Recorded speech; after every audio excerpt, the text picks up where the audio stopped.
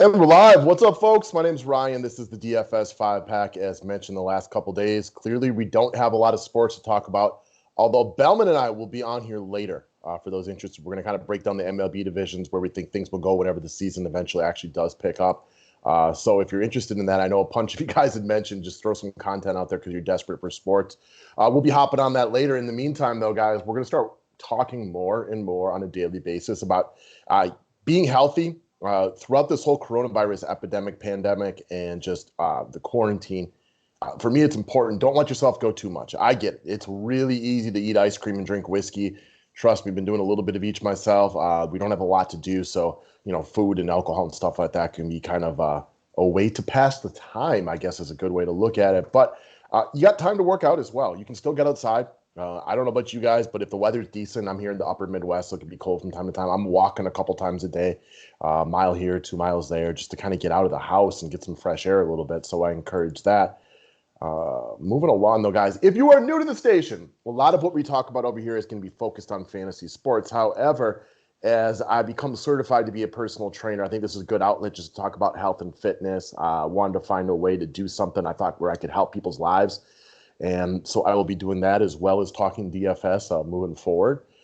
Thumbs up is always appreciated. So we've kind of covered a couple of these subjects in longer detail already. But I was asked the question the other day by somebody, and it was, what would you recommend that I do? I've kind of fallen off a little bit, and I've definitely put on some pounds the last year or two. What would you recommend it is that I do? So that's a loaded question for a couple of reasons. We're all a little bit different. And I know a lot of times when people have fallen off, and trust me, I've been there myself, I've gone back and forth a million different times. We want to look for the good answer. What diet can I go on to? What exercise routine can I do? And quite honestly, if you're doing either of these things, you're going to be moving in the right direction. There are some workouts that are better than others, but quite frankly, if you don't like it and you're not going to do it, then it's completely freaking worthless, right? Like there's a million great workouts that I would despise doing. And I know I'm just not going to get off the couch to go do it. So you got to find things that inspire you, that motivate you. So for me, these are a couple of simplistic things that work for me. Doesn't mean they'll work for you. And that is one of the things about staying motivated and working out is it's got to be tailored towards the individual. In this 700-page book I had to read as part of the personal training certification, they talk about that for multiple chapters, where a lot of times where personal trainers go wrong is they keep pushing a workout routine that worked for them. People's bodies are different, and more importantly, their motivations are different. And that's a big thing, is finding what it is that motivates you. So a couple of key points that I would hit on for anybody who's trying to get back into the game, who's trying to get back into working out, what could work for them. Again, I know a lot of people hate running. I completely understand why you don't like it. If you get used to it, you'll hate it less, and you might even learn to like it. But I think the most important thing about running, well, two things. One, it's addicting, but also it's easy on your time. Most of us, not right now during coronavirus quarantine, but most of us live very busy lives. And getting to the gym to take a class, you take in changing clothes, and if you got kids, you're living a real busy life, and it's just difficult. It's easy on the time. I mentioned this the other day. It's important when you're doing your cardio to get at least 20 minutes of getting your blood pressure up. You can pop out of your house, run 2.5 miles, and be home in 30 minutes. Less, depending how fast you're running.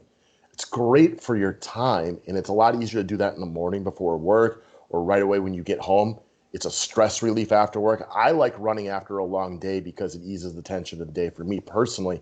But that's something that it works for me. And even if you just want to take a walk and get out there, that works as well. But I find running to be addicting and very easy on the time. Another thing I personally find that works for me, again, completely realizing this is going to be different for everybody, get some dumbbells for around your house. And if you can get one that vary in weight, where it's adjustable, that's fantastic. That's going to be your best case scenario. If you can buy, different denominations and variations of weight, that's great as well. But even if you just go out and grab some 10s or 15s, things that you can get up. For me, when I'm watching basketball or baseball at night, and it's not my night with the kids, and I got plenty of free time, for example, it's real easy just to sit there on the couch and, drink beer and eat and watch basketball. However, I like to get up every 5 minutes, every 10 minutes, whatever, and do some curls, do some shoulder raises, whatever it might be, tricep extensions.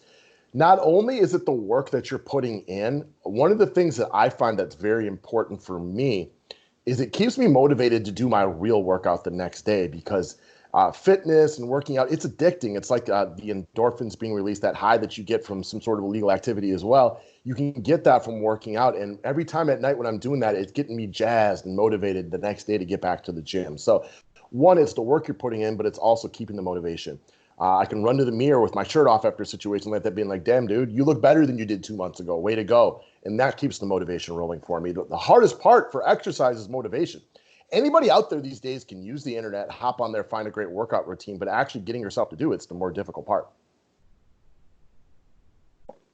All right, so another thing that I find is valuable, and I think this should work for everybody. Again, we're all going to be different right here. That's why it's important, is the self-evaluation. What are your triggers? What causes you to get motivated to work out?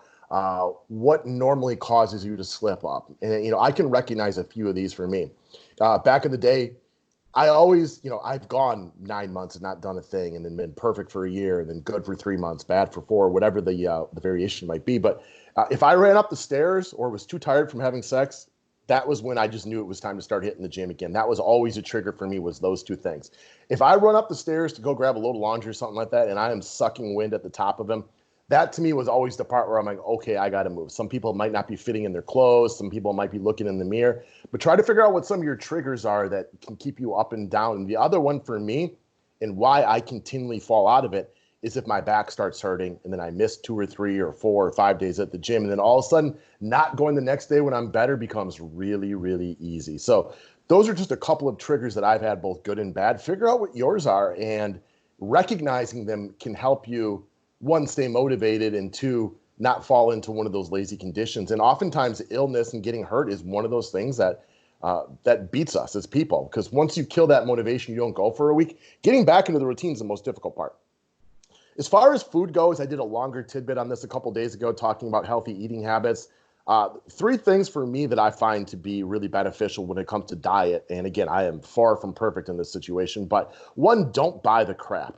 And what I mean by that is I love Doritos and ice cream and candy and all those things. But if I don't buy them, it's significantly easier to not eat them. You know what I mean? Like, that seems pretty obvious, but if I have candy or chips in the house, I'm going to demolish that shit. No question about it. You put a bag of Doritos in my house, and there is no doubt they're gone 2 days at the absolute longest. Why? Because those little efforts are too easy and too good.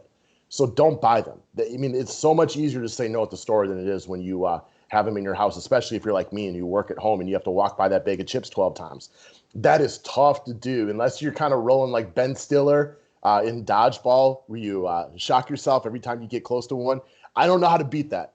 If there's a bag of Doritos in the house, I'm going to pound it. Next up, food prepping. And so this is what I talked about a lot the other day. Have grilled chicken breasts ready to go. Have some fish ready to go. Have vegetables cut up. So when you're just in the mood for a quick snack or a quick dinner that you're getting ready for you and or your family, it's a lot easier when you don't have to start from scratch. And then for me, you can do this for lunch or for breakfast or dinner, but I personally have a breakfast routine that I stick to almost every single day. And I have an apple when I wake up. I like the vitamins and the nutrients it gives me. It kind of gets me jump started in the day. That and a cup of coffee, and I start feeling really good about moving forward. Unless I had a couple too many whiskeys the night before, which during quarantine could be tough. But I have a breakfast routine, so I eat that in the morning. And then about 2 hours later, I usually have a whole grain bagel with some natural peanut butter on it. It gives me some of the carbohydrates and just some of the vitamins and nutrients I need to get through the morning so that when lunchtime rolls around, I'm not starving.